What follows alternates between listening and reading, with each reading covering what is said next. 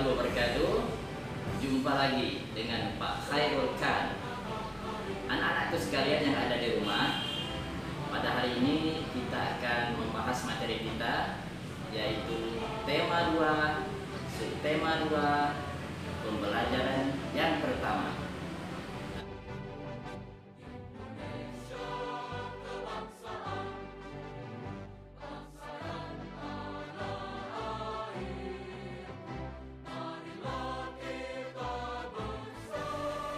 Anak-anakku yang ada di rumah, setelah proklamasi kemerdekaan, seharusnya bangsa Indonesia telah merdeka dan terbebas dari segala bentuk penjajahan.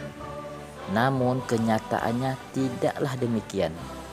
Ternyata para penjajah datang lagi ke Indonesia, sehingga bangsa Indonesia kembali berjuang, yaitu berjuang mempertahankan kemerdekaan Indonesia. Penjajah datang dengan membonceng tentara sekutu. Mereka datang ke berbagai daerah di Indonesia. Tentu saja, bangsa Indonesia menyambut kedatangan penjajah tersebut dengan berbagai macam perlawanan. Di antaranya yaitu pertempuran Ambarawa, pertempuran Medan Area, pertempuran Bandung Lautan Api, agresi militer Belanda yang pertama, dan agresi militer Belanda yang kedua, dan juga pertempuran Surabaya yang akan kita bahas pada pertemuan kali ini. Pertempuran Surabaya. Pada tanggal 25 Oktober 1945, tentara sekutu yang dipimpin oleh Brigadir Jenderal Malabi, tanggal 27 sampai tanggal 30 Oktober 1945, terjadi kontak senjata antara para pemuda Indonesia dengan pasukan Inggris, dan dalam pertempuran ini pasukan Inggris dapat dipukul mundur. Bahkan puncak dari pertempuran tersebut adalah terbunuhnya pimpinan pasukan Inggris, Brigadir Jenderal Malabi.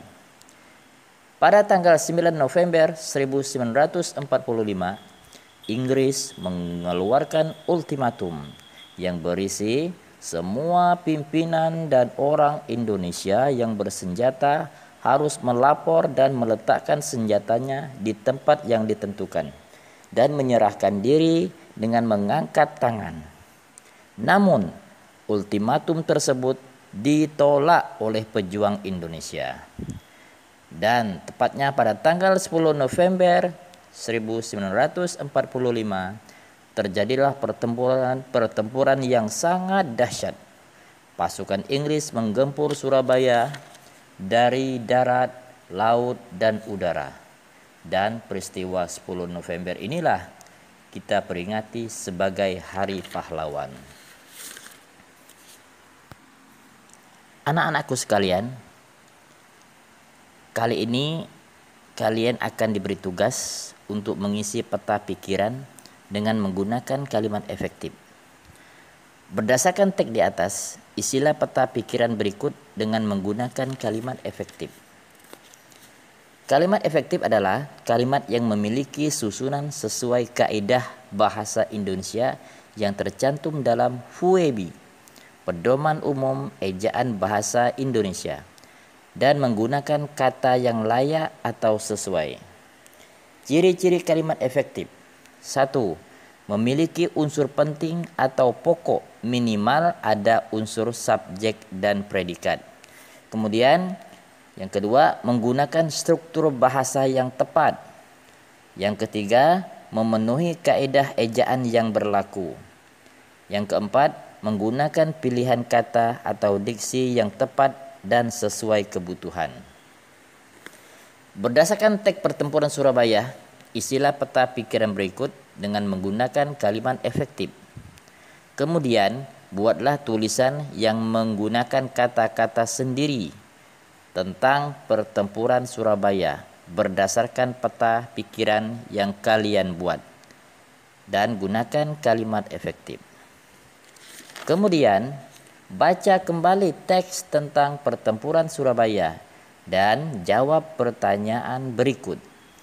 Apa makna yang dapat kamu petik dari upaya mempertahankan kemerdekaan dalam pertempuran Surabaya? Anak-anakku yang cerdas, selain pertempuran Surabaya, masih banyak lagi pertempuran lain yang dilakukan bangsa Indonesia dalam melawan penjajah dalam upaya mempertahankan kemerdekaan Indonesia, yaitu pertempuran Ambarawa, pertempuran Medan Area, pertempuran Bandung Lautan Api, agresi militer Belanda I, dan agresi militer Belanda yang kedua. Kalian dapat mencari informasi tentang pertempuran-pertempuran tersebut dari berbagai sumber. Anak-anakku sekalian, setelah belajar tentang perjuangan mempertahankan kemerdekaan Indonesia, sekarang waktunya kalian akan mempelajari tentang cara hewan menyesuaikan diri dengan lingkungan tempat tinggalnya, atau disebut dengan habitatnya. Dan amatilah gambar berikut ini. Ciri khusus hewan-hewan tersebut sangat erat dengan tempat tinggalnya. Misalnya ayam. Ciri-cirinya paruh runcing untuk mematuk makanan di tanah. Kaki dengan cakar 3 jari menghadap ke depan dan 1 jari menghadap ke belakang untuk mengais makanan di tanah. Ciri-ciri ayam. Ayam memiliki jaluh untuk menyerang musuh. Kemudian habitat ayam biasanya di darat, di sekitar rumah, di hutan, dan lain-lain. Kemudian bebek. Ciri-ciri bebek memiliki paruh besar seperti sendok. Bulunya berlapis zat minyak agar tidak basah saat berada di air, sehingga bebek tidak kedinginan. Kemudian kaki bebek berselaput untuk berenang dan mencari makanan di tempat berlumpur. Bebek habitatnya adalah di darat, tanah berlumpur atau becek, dan perairan dangkal seperti kolam dan semacamnya. Kemudian ikan. Ikan memiliki sepasang sirip untuk berenang dan bernapas dengan insang. Karena ikan hidup di air, ada yang di air tawar dan ada juga yang hidup di air laut. Kemudian cicak. Cicak memiliki perekat pada 4 kakinya, sehingga cicak bisa menempel atau merayap di dinding. Kemudian lidah cicak panjang dan lengket sehingga bisa menangkap serangga-serangga kecil yang menjadi santapannya. Habitat cicak anak-anak di mana? Yaitu di tembok, kadang juga di atap rumah. Jadi demikianlah anak-anakku, Tuhan telah menciptakan makhluk hidup dengan segala keunikan dan keistimewaannya, tidak terkecuali hewan. Keunikan dan keistimewaan hewan tersebut kita kenal dengan ciri khusus. Dan ciri khusus pada hewan tersebut mempunyai hubungan erat dengan tempat tinggal atau habitatnya. Misalnya yang sudah kita bahas tadi ya, ikan contohnya. Ikan memiliki insang untuk dapat hidup di air. Cicak memiliki perekat pada kakinya untuk dapat menempel di dinding. Dan bebek memiliki selaput pada kakinya agar dapat berenang di air. Nah, sekarang anak-anak, kita akan bahas lebih lanjut tentang bebek ya, agar kita semua lebih paham. Bebek memiliki ciri khusus yang disesuaikan dengan tempat tinggalnya. Bebek hidup di darat, namun untuk mencari makan biasanya bebek berada di air. Ciri khusus yang dimiliki bebek untuk mencari makan berupa paruh yang agak panjang dan lebar pada bagian ujungnya. Bebek mencari makan di air seperti kolam, sungai, sawah, atau danau yang dangkal. Bulu bebek dilapisi oleh minyak sehingga tidak basah jika terkena air. Ketika bebek keluar dari air dan berada di darat, bebek biasanya mengibas-ngibas bulunya sehingga airnya keluar. Nah anak-anak, apa yang akan terjadi jikalau bebek tidak dilapisi minyak dan air menyerap ke seluruh tubuhnya? Selain itu, bebek juga memiliki ciri khusus lainnya, yaitu selaput pada kakinya. Selaput tersebut digunakan untuk berenang. Anak-anakku sekalian, cobalah kalian amati 3 hewan saja yang ada di sekitar rumahmu.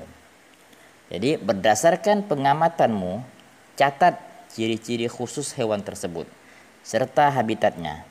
Kemudian tulis laporan berdasarkan pengamatanmu. Dan kamu dapat melengkapi laporan dengan membaca berbagai sumber bacaan. Selamat mengerjakan. Baiklah anak-anakku sekalian, alhamdulillah pembelajaran kita pada hari ini telah selesai. Dan hari ini kita telah mempelajari perjuangan untuk mempertahankan kemerdekaan, kemudian hakikat daripada perjuangan itu sendiri, dan ciri-ciri makhluk hidup. Dan sampai jumpa di video-video berikutnya. Wassalamualaikum warahmatullahi wabarakatuh. Merdeka!